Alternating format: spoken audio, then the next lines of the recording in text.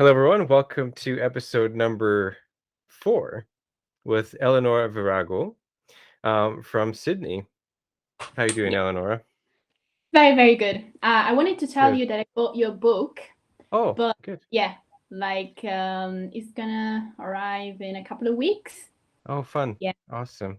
yes, Well, I yes. hope you enjoy it. I hope so too. I'm very curious about it. Yeah. Yeah, So, just a bit of background. I guess you kind of met. You posted a question on Goodreads because your name is the same as, or very close to the name of the girl in my book. yeah, Um, so you said that you do a bit of writing yourself, right? yeah. I'm Yeah. writing a book right now, Mm, and so the fact is that here in Sydney we are in lockdown right now, mm, and we've been in lockdown for a couple of months now. Um, okay. so Well, I started before the lockdown, but Mm, now I'm going into it, and I've wrote 60,000 words now. So I'm good. almost more than halfway anyway. Hmm. So I'm happy about it. Yeah. Yeah. Do you mind telling us what it's about, or are you keeping that secret for now? No, no. It's not secret. It's not really easy to explain Okay. because it's a complex book. I don't know why I Mm. like complex things, but it's written in Italian. Mm. But I will love to translate it one day Mm. if it yeah. Um, and it's a sci-fi fantasy Mm. about this alien colonizing the Earth, Oh, fun.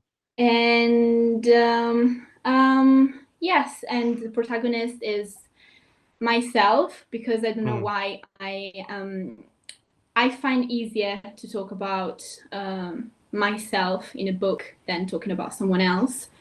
So yeah, Mm. and it's all about this alien colonizing the Earth. This is the narrative expedient Mm. uh, for to say, okay, do they really want to colonize us, or Mm. they want to let us think, let us stop a little bit and say maybe we have to change something, and the protagonist will have to discover this. But it's not, usually when you talk about aliens and talk about a sci-fi fiction, you think about technology and a rational world, but Mm. I wanted to give like a bizarre atmosphere. So these aliens, they love arts, they love Oh. literature, they love this kind of things because it's Mm. our peculiarity. Mm. So that's more or less what it talks about. Yeah. That's fantastic. I love that idea so much. I can't wait to read it. Um, so yeah, so you've written in Italian. So your native language is Italian, correct? Yes. So where in Italy are you from then? I'm from Milan. Milan. Oh, that's Yeah. wonderful. Yes, yes. Um, yeah, I do have a bit of Italian in here, so don't judge me too harshly if it's too incorrect. Oh, nice. There's just a there's just a few phrases. I think I've got them correct. My problem with Mhm. Italian is that I'm really bad because English we don't have those verb conjugations that you do in Italian. Yeah. So I'm pretty bad at trying to figure those out. But I think you're simple enough and straightforward enough that's okay. You can let me know if it's wrong though. I'd be happy to change it. Okay, I will. But in the third book in this series, they go to Parma, and so Oh, there's nice. so there's a bit more Italian in there because one of the Mhm. main characters is Italian. So um, if I've got some of the things wrong about Italian culture, let me know. Well, the other on the first podcast that I listened, you said that Mhm. you're reading the Divine Comedy. Mhm. Nice. Yeah, I absolutely love it. I finished Inferno and I got a few cantos in for Purgatorio, but I haven't gotten any further than that yet. I really want to keep going with it. Have you read it yourself? Yeah. Well, in Italy, it's masterpiece. It's probably the most famous book we have. Hmm. And we actually studied it for 3 years in high school. Oh, really? Yeah. Oh, So wow. yeah, because in our high school we have 5 years, Okay. and in the last 3 years we study so Inferno in the third year, Purgatorio in the fourth year, and Paradiso in the fifth year. And we Wow. actually study, chapter by chapter. So Mm. it's kind of a thing in Italy. Wow, that would be amazing. Did you enjoy it at the time, or was it kind of like something that everyone has to go through and it's kind of like, we have to read this? So it was I'm strange. I was really loving everything about Oh. school. Mm. Everything. I was good at math, literature, everything. So I actually loved it, especially Inferno. I think it's the best part, is the more interesting part. Yeah. So yes, I enjoyed it, but Mm. usually it's not enjoyed really much because it's ancient Italian. It's really hard to understand. Yeah. Um, Going back to your book, Yeah. do you believe in aliens, or do you just like the idea of it? I believe that, well, there has to be another civilization in the universe. It's too big. Mm. So Mm. yeah, I'm not sure, but I will say Mhm. yes. I believe in aliens. Yeah, I don't know where I fall. Like, I'll watch a documentary and I want to believe, but I don't know if I do. Right. There's that documentary that came out, not too long ago. What was it called? I think it's called The Phenomenon, Mm-hmm. and there's some really, really interesting things in there and some things that made me really second guess. Um, but I don't know where I land, but I love the idea of it. I love fiction about it, and maybe someday I might branch off into that, but we'll see.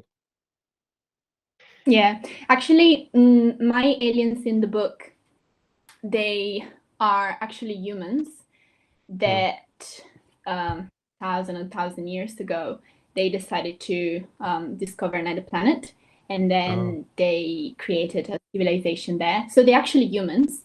Mm. Um, yeah, but they are Mm. aliens. The aliens human. That's Yeah. fantastic. I really like that. I'm very intrigued by your story. Um, because there's a lot of people that are saying too that some of the aliens that have been visiting Earth have been time traveling humans. I don't know about that, but it's interesting. Yeah. Um, so when did you move to Sydney? Why? Oh, when? Sorry, and When? why? I guess. So I've been traveling since January 2019.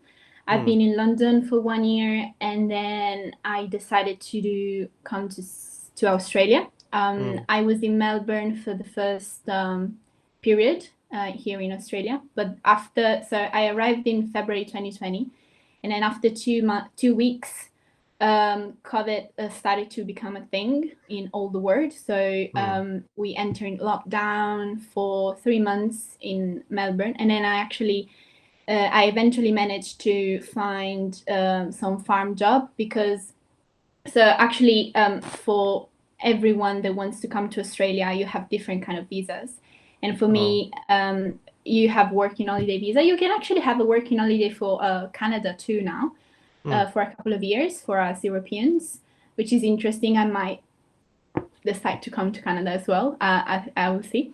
And so I managed to find a farm job for 3 months, and then Mm. I arrived to Sydney last year, September 2020. Yeah, How did you like London? I loved it. Yeah.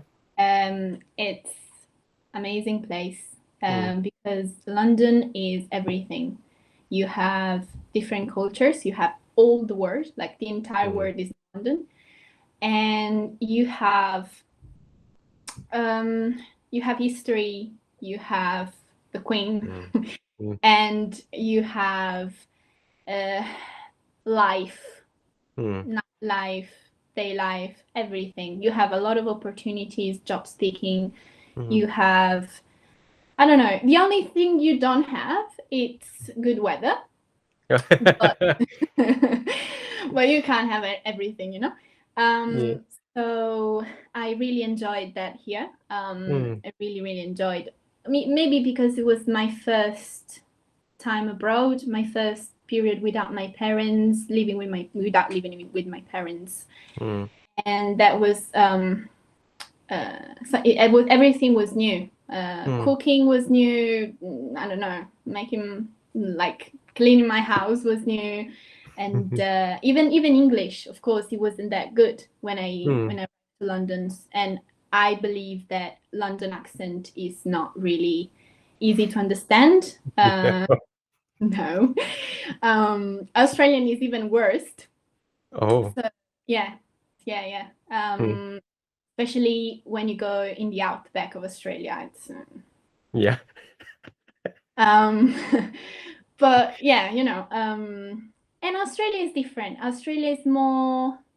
Um, it gives even more opportunity to you. And so it's really good for young people that Mm.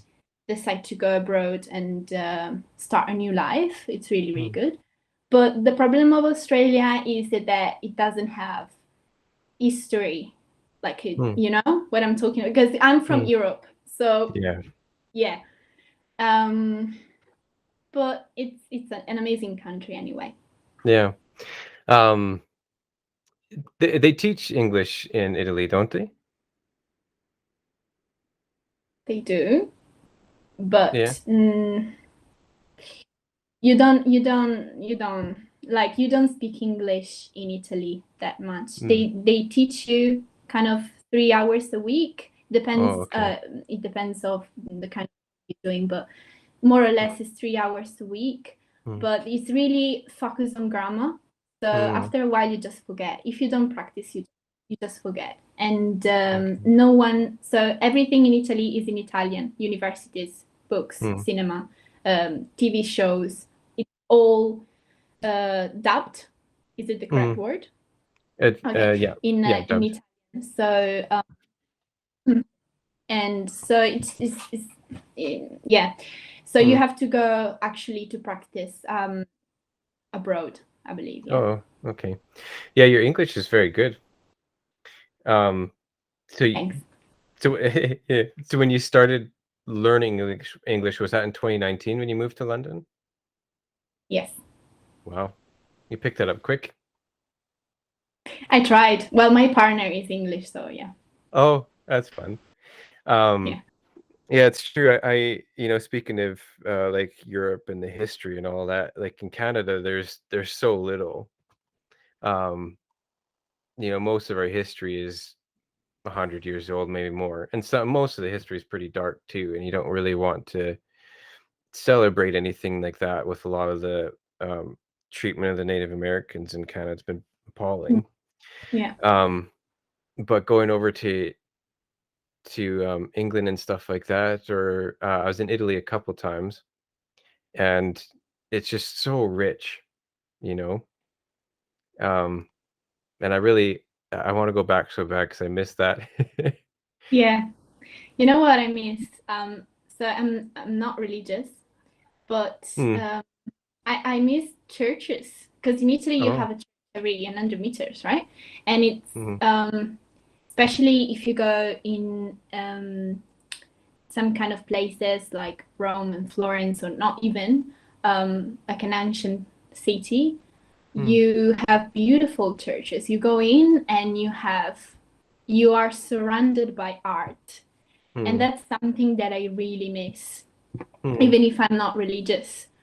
Um, yes, maybe it's the thing that I miss the most Hmm. of Italy, apart from food. But yeah. So, did you feel like you're kind of always non-religious, or did you feel No, like you had a point that you changed? so I probably changed when I realized that I was bisexual, Hmm. and that wasn't really accepted. And so the fact is, when I was the range from 11 to 15. I was going to the church a lot because there were summer groups, summer camps, and I was participating, helping kids to, do all the games and stuff. And that was really fun. We went to Rome, we met the Pope, and that was nice, really good.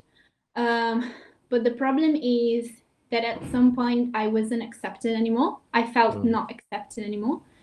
And that was kind of hard because I had a lot of friends.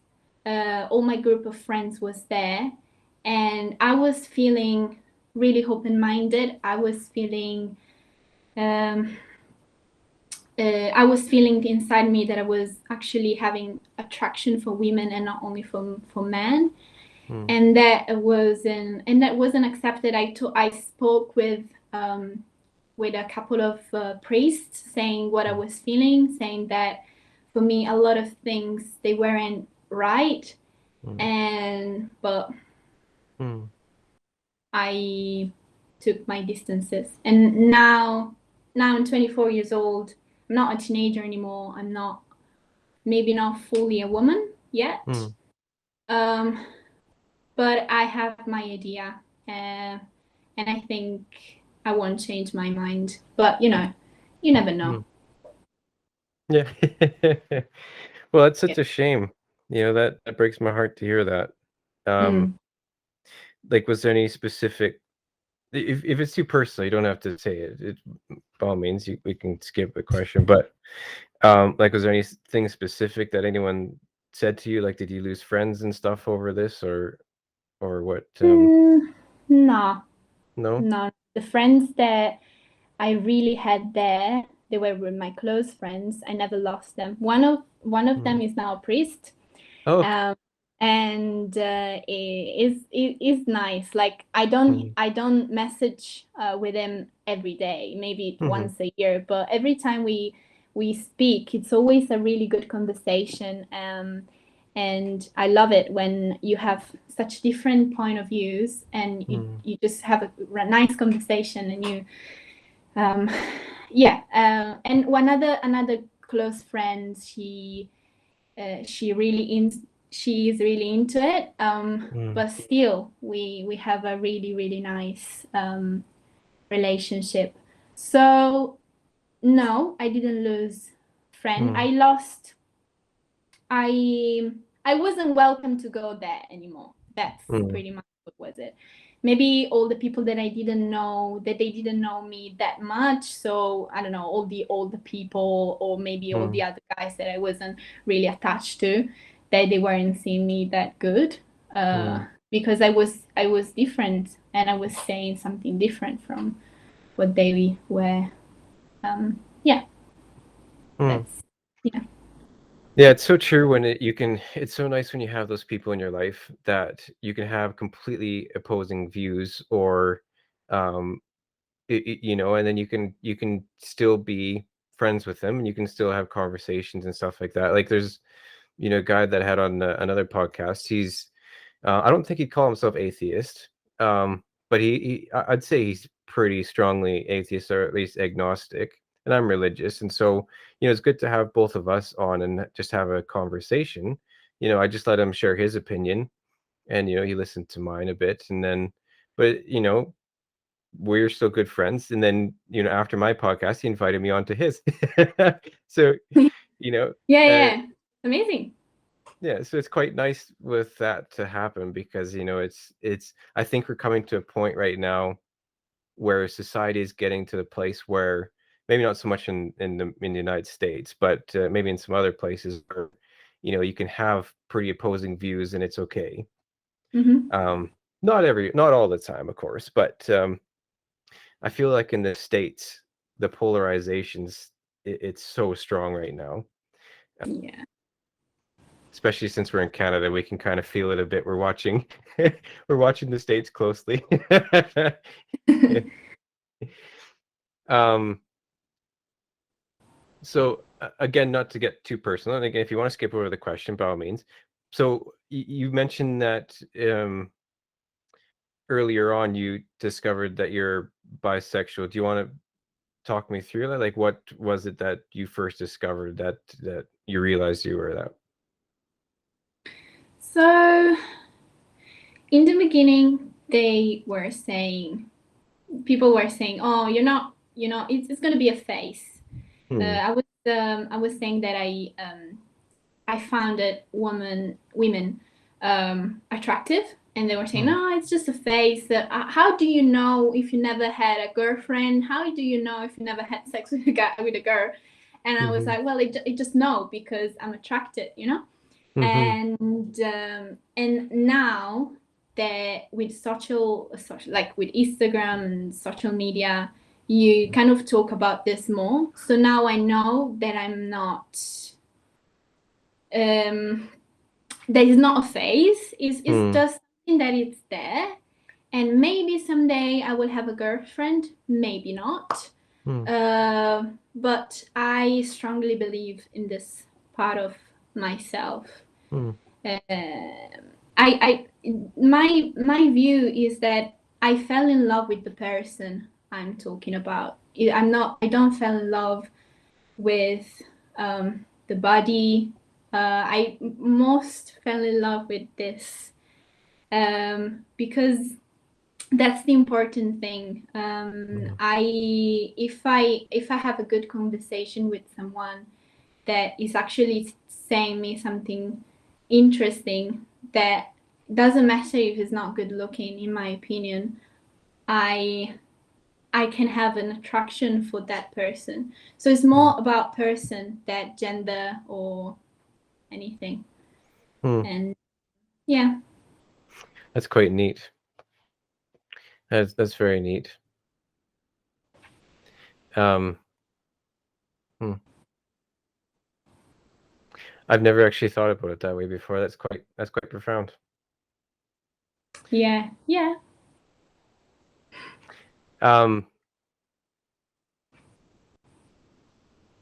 Before I forget this, because Mm-hmm. I just I don't know why I'm so obsessed with languages, but I find it so amusing. Mm-hmm. What do you find, or what did you find most difficult about learning English? That's a good question. Probably, well, probably speaking. So, writing and reading are simple. But maybe listening and talking, it's the worst part. Definitely. But yeah, I kind of it's good, like the fact that I speak a Latin language. It's good because sometimes I guess, but 80% of the time I guess good. When I talk with my English partner, it's always like, "Oh no, you're saying a word that it doesn't exist." Like, for example, I was saying impervious, right? And it was saying, "No, that word doesn't exist." I don't know if it was him or someone else, but anyway, and I was like, "Well, let's go and search," right? And we searched, and it was actually existing because it's a Latin word. So sometimes I say something Latin, and I'm like, okay, I think this is exist in English, so I'm kind of guess, and I guess good. Good. Yeah. Do you ever feel like, so when I listen to an Italian radio, and whenever I listen to it, I always translate into English, and I want to get to the point where I'm just listening to it just in Italian. Mm-hmm. Do you feel like when you are listening or speaking English that you kind of have to translate first in your head, or are you at the point now where it's just English? No, it's just English. Oh, that's good. That's good. Um, yeah, so if your book is written in Italian, because I was going to tell you that I could pass you on to an editor, but she doesn't know Italian, so that might not work. Okay. Oh, actually, yeah, maybe, yeah. I don't know. I have no idea how to publish a book. Oh, That's the limit, which is I should start to actually look at it. Because I'm writing, I love it, and I'm writing a lot. But then I'm like, okay, I have to publish this book. Should I do it Should I do it myself, or should I do it with a publisher? What do you think? That's a really good question. There's a couple, I guess there's pros and cons. Now, so I'm in this Facebook group called 20 Books to 50K. It's a really good resource. You're welcome. You can throw your name into it to join it. But there's one guy that posted. I talked about this in the first podcast, but he said that he was with 3 different traditional publishers. The first, um, I think went bankrupt. The second one faked their death. so it doesn't matter. Like even if you get a traditional publisher, it's not guaranteed to help you. And a lot of those traditional publishers, you have to do your own marketing, you have to do your own social media yourself anyways. So it really depends on the publisher, and it really depends on your strong suits. Now with like advertising and stuff like that, it's taken me a few years to kind of get it, but at the point right now I have it where it's working for me. And so self-publishing is working really well for me right now. It's, it all depends on the publisher that you land, because you can be self-published and then say, push it off to a publisher and see if they'd like to take you after a while. That's no problem, from what I've heard from other people who've done it that way. Did you ever see that movie, The Martian? Matt Damon, I think, is in it. It's the guy that goes to Mars and gets lost there. But anyways, that I believe was a self-published book that got pretty big, and I think he ended up going to a traditional publisher. So that's an example of that. Yeah, it really depends on how you want to do it. Now with science fiction, the market is kind of saturated. But if you get a good book design and you are able to target it right on Facebook or doing Amazon ads, I think so to go. But I haven't experienced traditional publishing yet though, so we'll see. Do you have like an inkling of where you want to lean towards? No, because my focus right now was to finish it. It's been a really huge project, and it wasn't easy because you can have the best idea in the world, but then you have to write. And that's the worst part. Not the worst, the most difficult one. So that was the only thing I was thinking about. Finish it. But now I'm kind of thinking, okay, I finish it and now I have to publish it. But no, I have no idea. No, I was even thinking to translate it in English before actually publish it. So publish it in everywhere, like in Italian and in English at the same time. Is that a good idea? Absolutely. Yeah, absolutely. Like the market right now, if you're doing anything like I'd be happy to help you out actually too if you want, and I can show you how to like the format it. I can't help you translate. My Italian's not that good yet, but it's okay. I could help you do all the formatting. I could help you do everything to get it on, like if you want to do it through Amazon. So the market, what I found that I was doing that was wrong was I was marketing to too many different markets. So I was doing UK, I was doing Canada, I was doing Australia, and I was doing the US. And so it just wasn't really working. I was making a profit, but it wasn't really much. And so then I stopped that and I just started advertising to the US, and it's been a huge game changer. Wow, really? Yeah, the US market is just it's where everything is, right? For book reading and for Amazon. So yeah, I'd say it's a really good idea if you want to do it, and then you can have, 2 markets going, one in Italy and then one in the US. And you'd probably do well. By the way that you're describing the book, I think it's fantastic. Yeah, that is the hard part when you get a concept. You're like, that's such a good idea. and then you have to sit down and write it, and you're like, oh damn it. Yeah, no, no, I know. But I have a question for you. How is Mhm. it? So, um, do you think how is luck an important factor in publishing a book and actually having a good success? Yeah, that's a really good point. Um, Sometimes I don't know if it's too much of luck with when if you really want to be successful with book writing, you have to write to market. Mm, Um, so right now the market is a lot to do with paranormal romance, and it's been so strong in the market ever since. mm, Sci-fi, absolutely. There's tons of sci-fi out.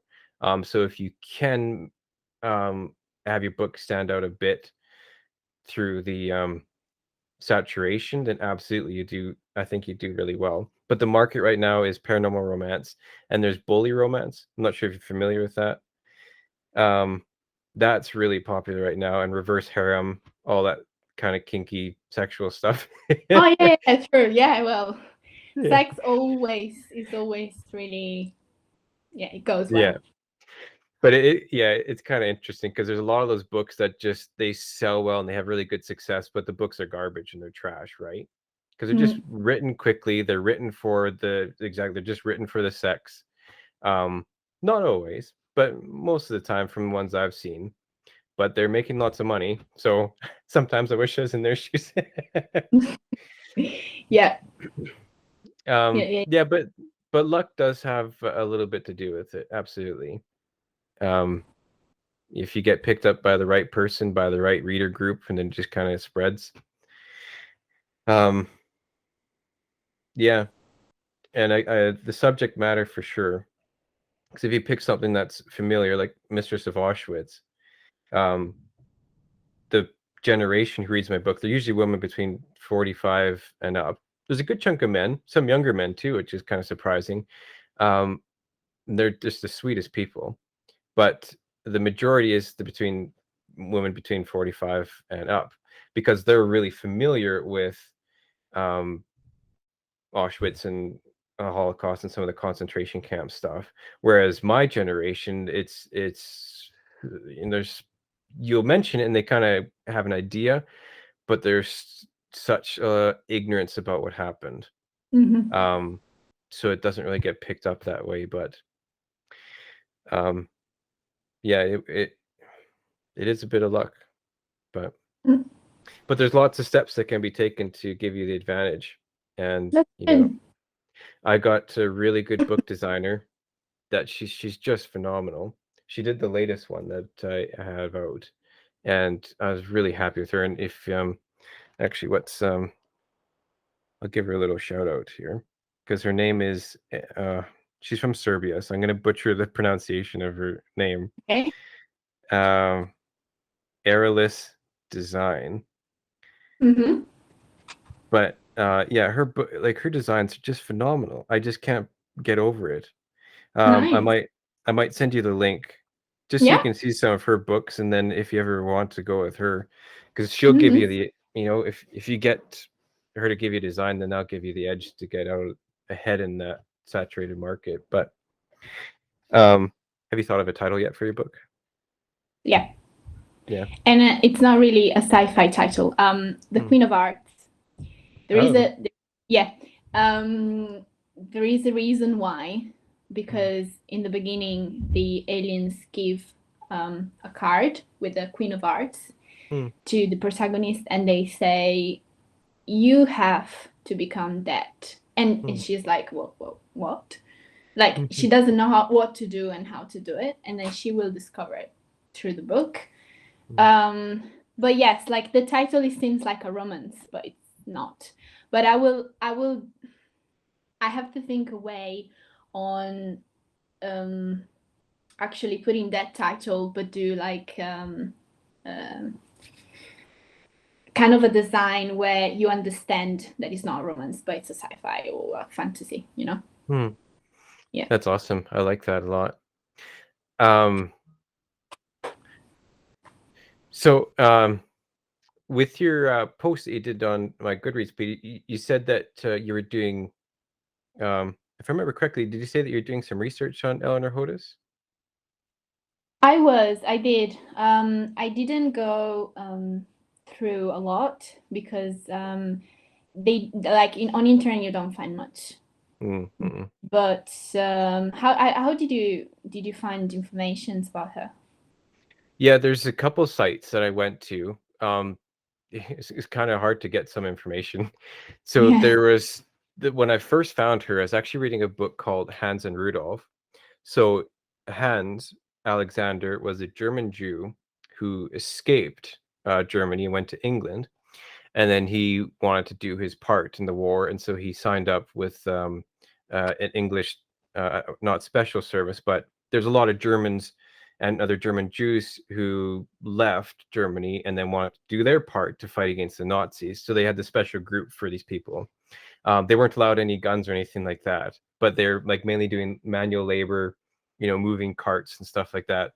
Um, but they're happy to do their part from everything that I've read. They're very um, patriotic to get the Nazis out of Germany, and they're very thankful to England for taking them.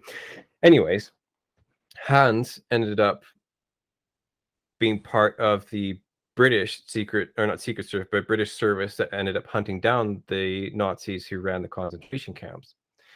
And so Hans and Rudolph kind of followed. The book was like 2 chapters. So one chapter was Hans, and then one chapter was Rudolph, who was the commandant of the concentration camp. And so there's one chapter in there. There's 2 pages about Eleanor Hodis, or Hodis. I can't remember how you pronounce it, but they those 2 pages just captured me. And I was like, this is an incredible story. And so I kind of did a bit more digging. There was another document that I found called the I think it's called the Dachau, or Dachau. I can't pronounce it either. Yeah. Dachau, yeah. Where they actually interviewed Eleanor. Now you won't. I don't think you can really find it because they disguised her name because she was a bit worried about um, someone coming after her because of her involvement with Rudolph. So they just put her initials EH for Eleanor Hodis. So there was maybe, I think, 10 or 15 pages from her eyewitness account that I was able to take from. I couldn't find any pictures. The only picture that I did find was actually from Rudolph's grandson. So it's a really interesting story because he didn't know anything about his grandfather's involvement in the war until he was at like with their class in Germany. They all went to like the Holocaust Museum, and he saw his grandfather as the commandant. And so then Wow. he went home and found out his history, right? Because they didn't talk about their history. They're pretty ashamed of their involvement, rightfully so. And so yeah, so then he kind of did some more digging, and then so he was on this chat site actually. And so I was kind of reading through his chats, and he posted that photo. So I have one photo in the back of the book, but it's not actually Eleanor's face. It's just her looking down with his 2 kids. So I don't know what she looks like. But yeah, there's a lot of digging I had to do. But the Yeah. thing is, there's a lot of misinformation about her too. Which it's really sad because there's I haven't dealt with many, but I have dealt with a few Holocaust deniers, like on Facebook ads and stuff like that, right? And it is hard when there's so much misinformation, because there was some documents that saying that Eleanor was taken to Berlin and shot, but that's not possible because she was liberated from Dachau by the Americans, and they actually interviewed her. So, and then she went on, and she went on to Italy, and she married an Italian there, and then ended up dying later in Austria. But yeah, so I mean, like if you're a Holocaust denier, you can look at that information and it almost seems like some of it's made up, right? Because there's so much disinformation from amateurs kind of poking their nose in there and saying Yeah. that, writing blogs about this is what happened.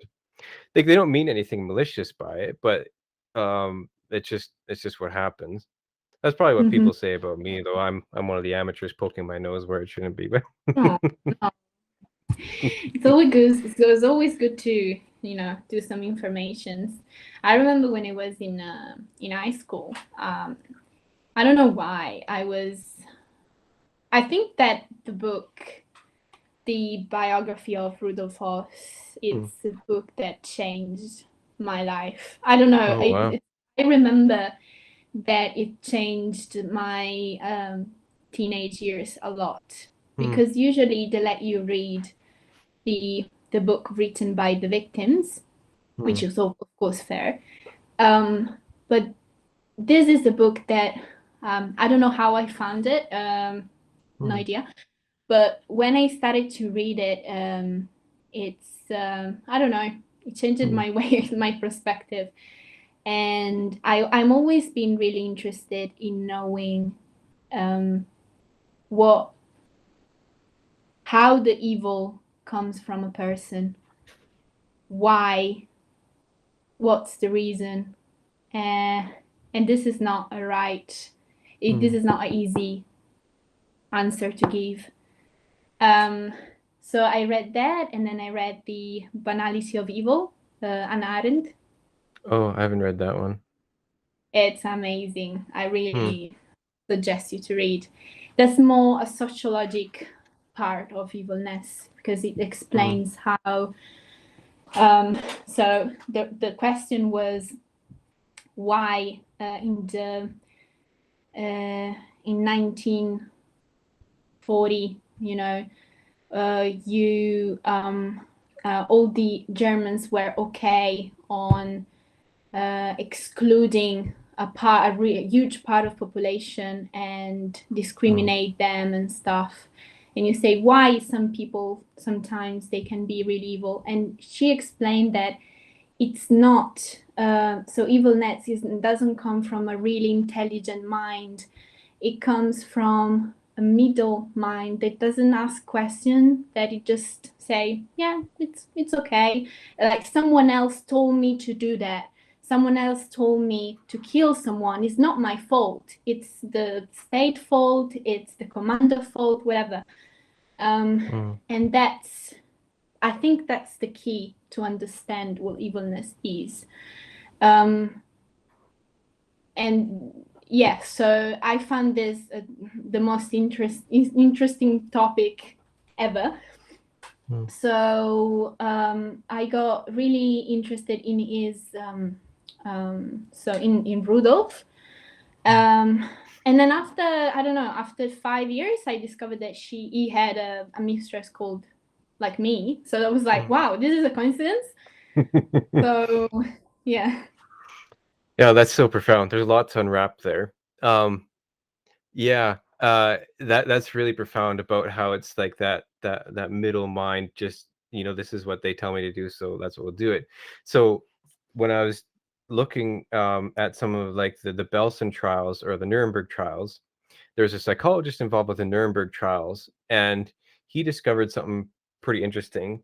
So he said, so in the German culture, it was pretty much like the students obeyed the teachers, kids obeyed parents, parents obeyed the priests, this person Mm-hmm. obeyed that person in authority.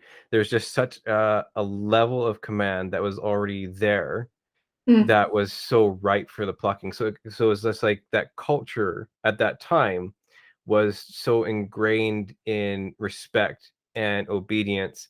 And if it's someone's, so you saw that with all the leaders of the concentration camps. What they would do is they'd say, oh, I was just following orders, or I was just doing this, or I was just doing what I was told. So many times, like all the way up to the highest command, saying, oh, I was just following Hitler's orders. Like they're always passing it off because that's just how the culture was. So that's really profound. um and yeah, another thing that he found that connected them was that lack of empathy. So he found that a lot of them were kind of higher in intelligence, but really low in empathy. Yeah. so that they would just follow the orders, but then they didn't like they couldn't empathize with that people. Yeah. Um, with Rudolph, though, reading some of his stuff for the autobiography, I saw mixes of empathy and no empathy, Yeah. and I found his character so intriguing because it's so hard for us to wrap our mind around the fact that this commandant of a concentration camp would come home at the end of the night, just across the fence to his little villa, Yeah. and be a good father. Like he'd read books to his children, he'd take them for sleigh rides and Christmas and stuff. It's so hard for us to wrap our mind around that. Um, but I couldn't get through Rudolph's autobiography.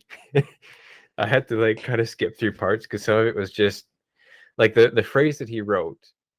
Um, and funny enough, I'm going to go on a little tangent here, but I almost didn't. I almost didn't publish the book because Hmm. when I first wrote it, I sent it off to. We have a writers guild in my province in Saskatchewan here, and I sent it off to them to have them. What they do is like a manuscript, a review, to let you know what things need changing or anything like that. And so that the guy that they sent it to, um, he basically just came short of calling me a neo-Nazi. Like Okay. he was really rude to me. Um, said that basically the book was terrible and it was all that stuff, and it was really insensitive. And I didn't. I was really surprised by that. Because there's some things that he pointed out. For example, with Rudolph, when he said because when he was trying to figure out his work, Mm. or the thing that's been given to him to do, he said that like when he's doing the test with the Zyklon B, and once he found out the method that he's going to use, he wrote, "My mind was finally at peace," which is just like your hair stands on the back of your neck, reading him say it, like reading what he said, Yeah. and so then I put that in the book, but clearly, um, it's like the reader, like from it's like a condemnation of him, not of me saying that okay, now we're at peace. So I think he kind of took that and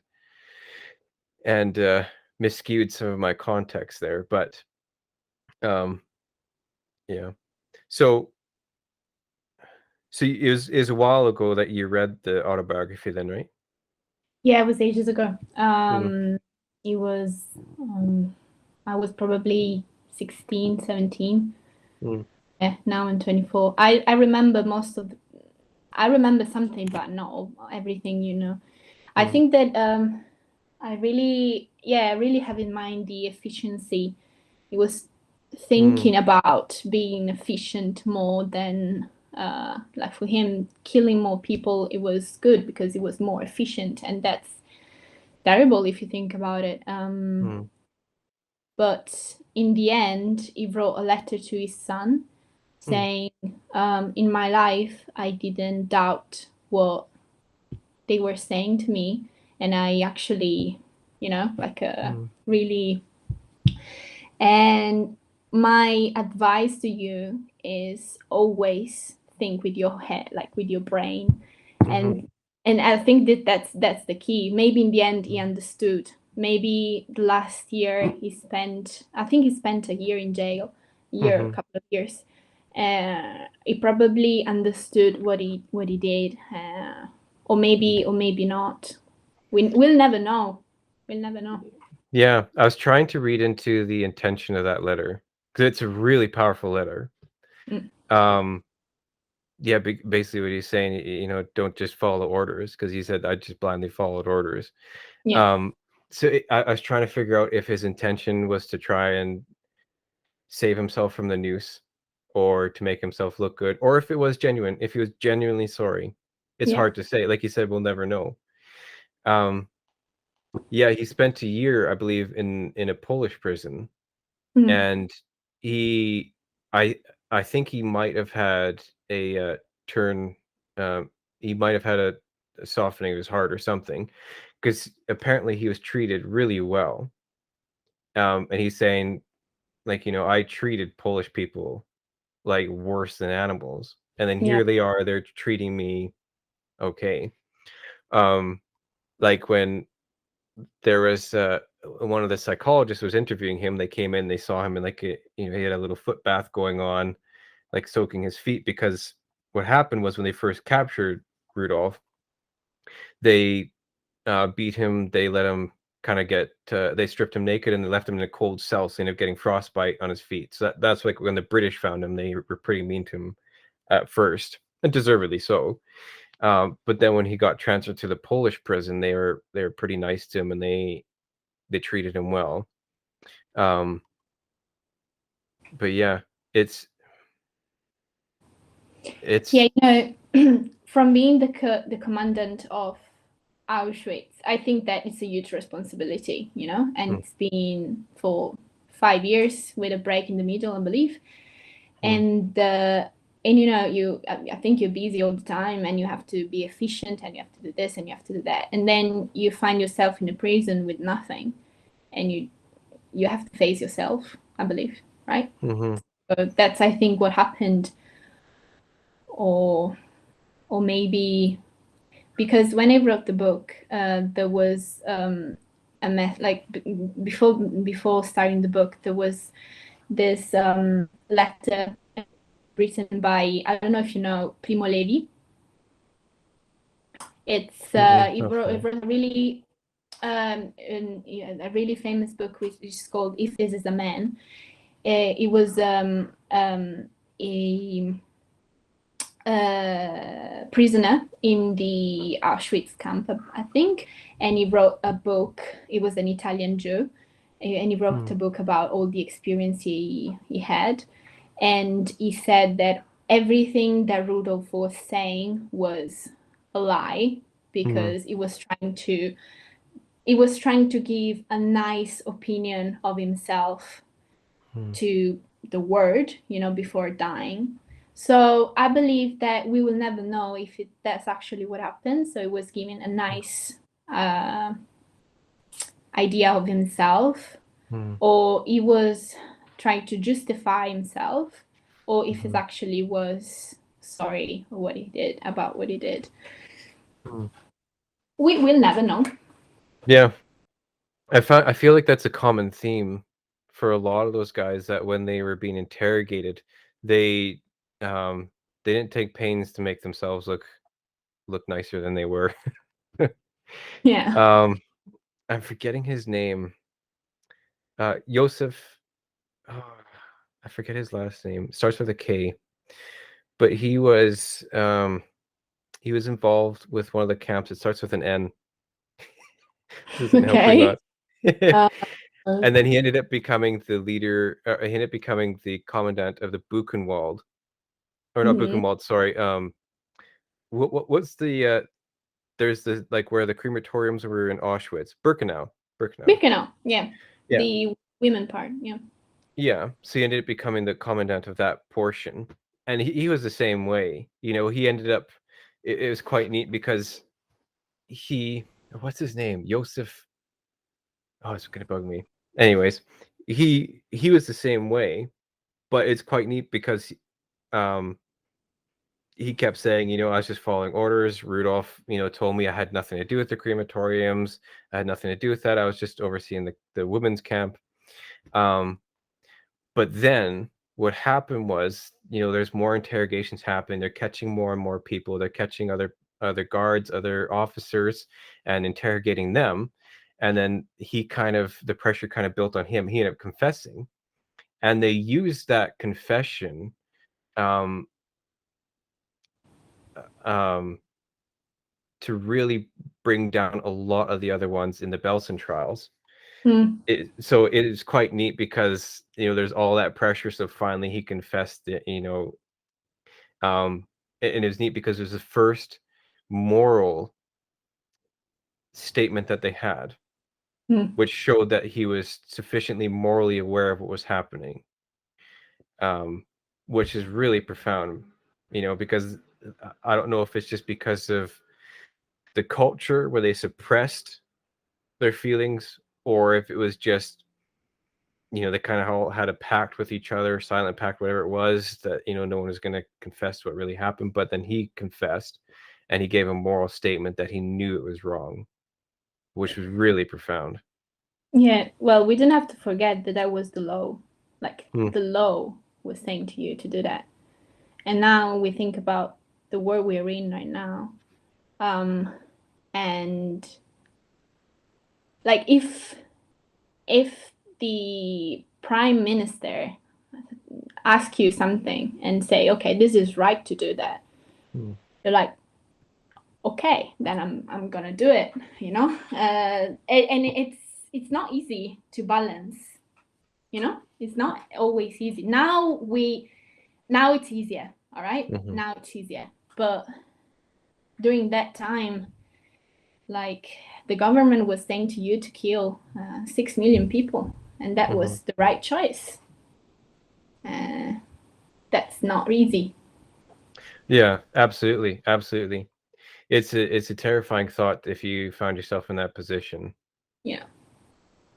Yeah. I would like to think that I do the right thing, but there's so many circumstances, like there's so many things to weigh.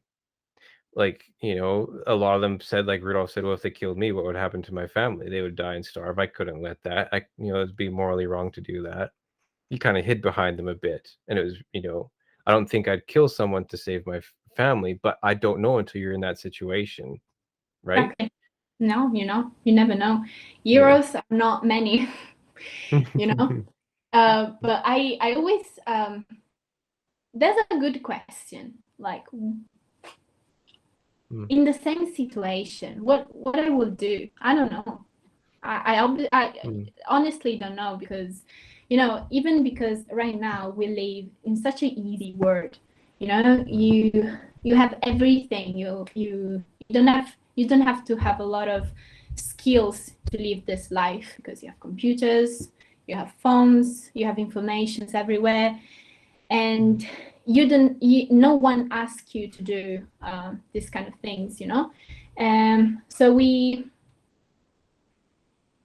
are not strong-minded in that way to go back and say, okay, if I don't do this, if I don't obey the law, it means that I'm gonna get killed, or I'm gonna be tortured, or and that's and in my brain I'm like, I don't know if I will do it, or if I will. That's a really hard. Yeah. Yeah. Yeah, and the thing is, like, it didn't start with just here, kill millions of people. No. Like it started with, like book burnings. It started with, um, you know, not having any business with people who are of a different political leaning, or mainly Jewish people. And then it started like with him killing prisoners. It was killing Russian prisoners of war, right? And that's how it kind of started. Um, and, because it didn't start, like they didn't come to Rudolph and say, okay, here's 2 million people, we're going to send 100,000 people at a time, you have to kill them. It didn't start that way. It started off, here's some Soviet prisoners of war, Yeah. kill them. And then it kind of trickles, and so it escalated like that.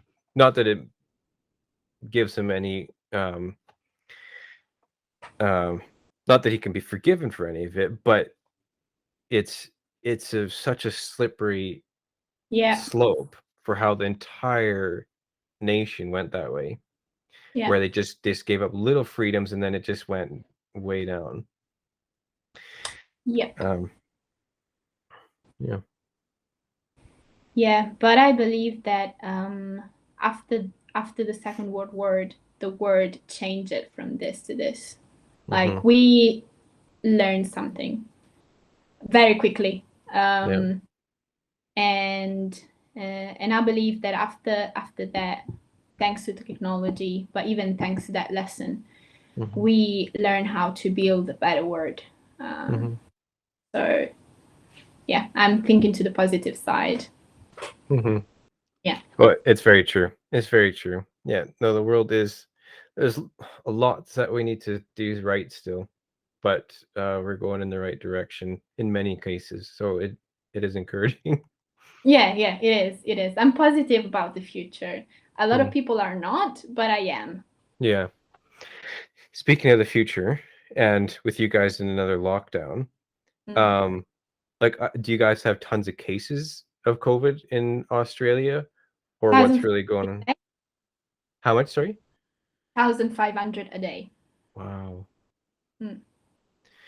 Wow. Yeah. There was Well, a what?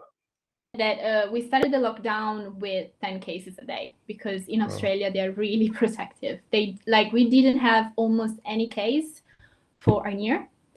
And that we were really lucky. And then suddenly in June we had a one Delta case of the Delta variant. And from there, we started with 10 and then 20 and then 30 and then 1,500 cases a day. Wow. And they speed the vaccinations from nothing to everything. Like we're almost 40. For now, we are almost 40% double vaccinated. Oh, okay. Yeah. Which kind did you get? Pfizer. Same. Did you get pretty sick? No.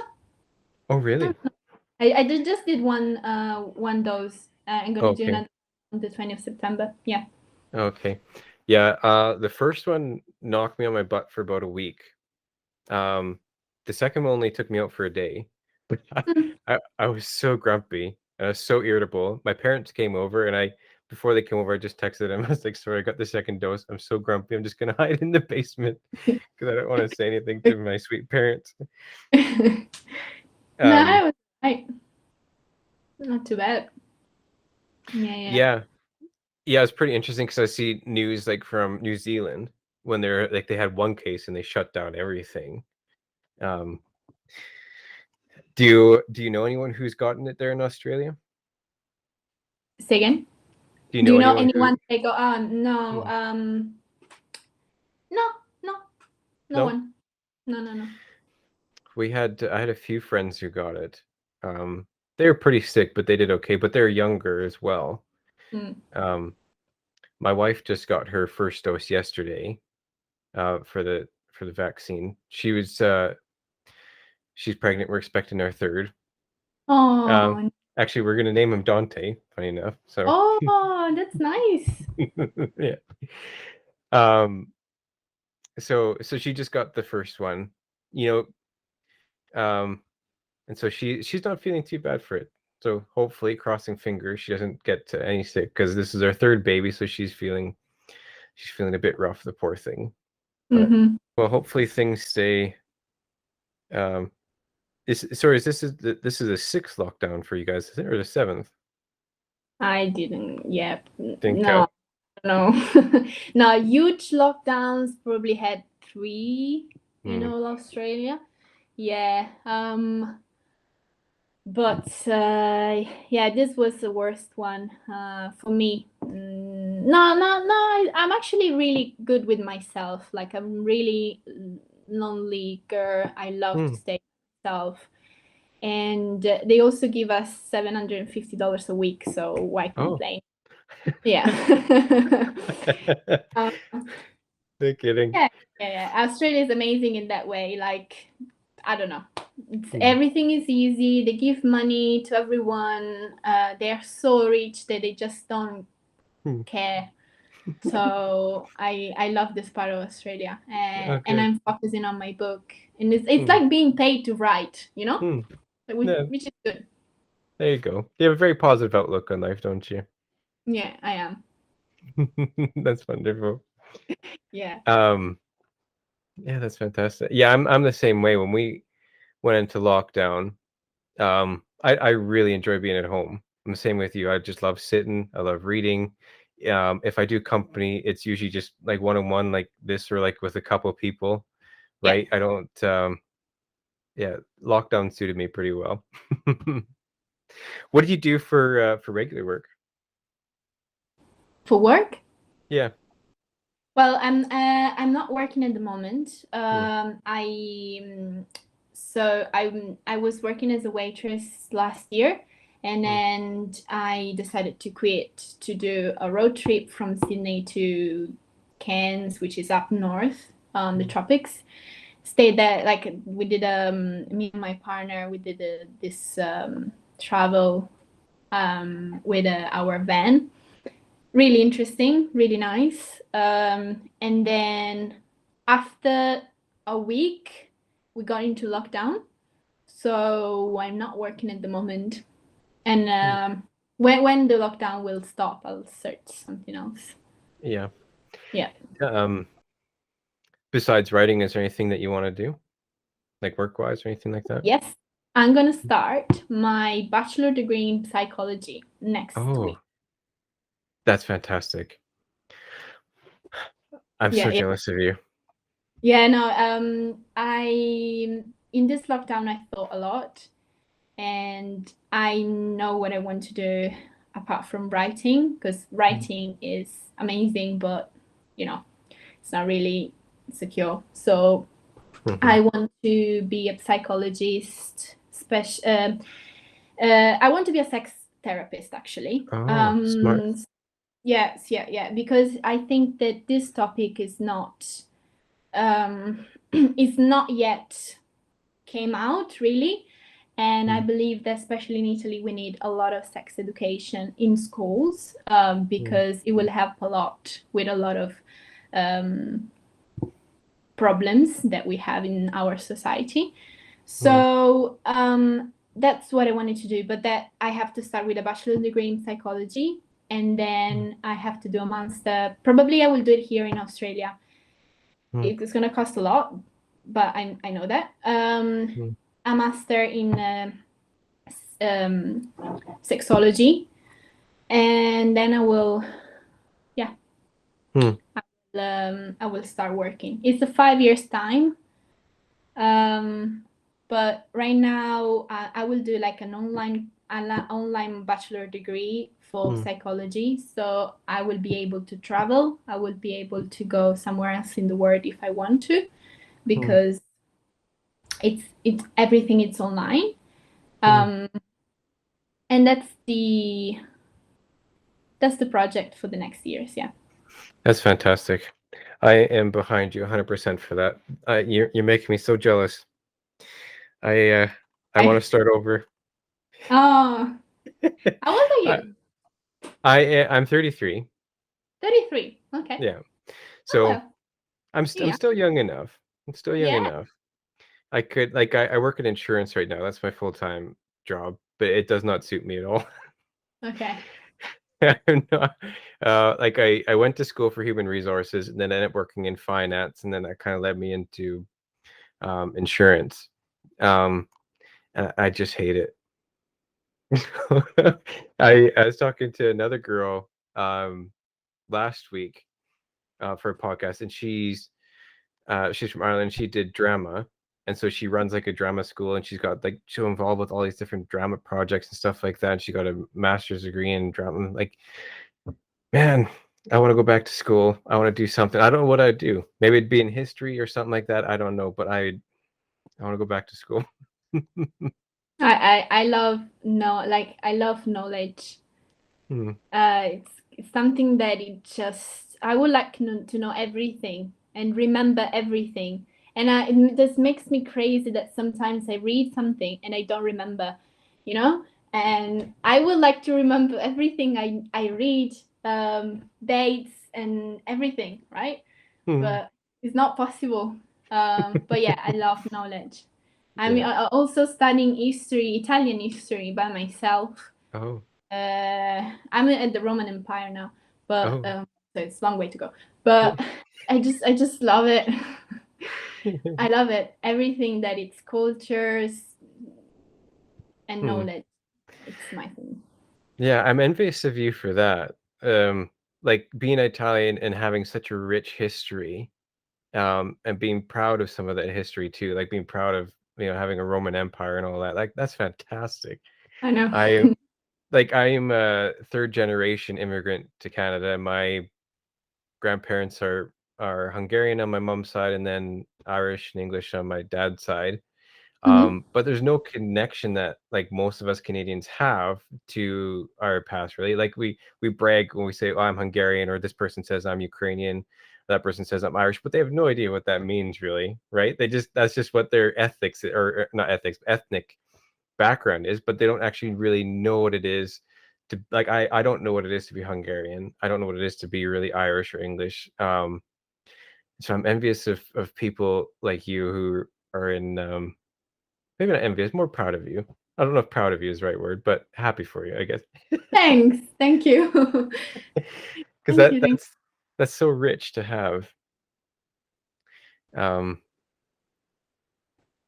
well, this was fantastic. Thank you. No, it I'm was really interesting. Really, mhm. really interesting. Yes, I'm yes. I'm really glad we met. And I'm really glad that you decided or that you agreed to come on. Yes, Um, me too. Me too. we'll have I'll always love to do a podcast, but I'm not, if you're not famous, you just don't do that. Well, so I love that. good, good.